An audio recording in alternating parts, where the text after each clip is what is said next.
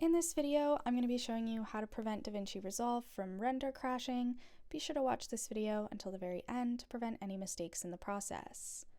The first thing that you can do is going on to Davinci Resolve, Preferences, and on User and UI Settings, you're just going to make sure that this is unchecked because this is going to stop renders when they can't be processed. So just save that once it is changed. You're then going to go into the video render settings and you're going to make sure that the format is MP4. Just make sure that this is the easiest one to export. And then the final thing that you can do is go on to File and make sure that this render speed is actually a little less.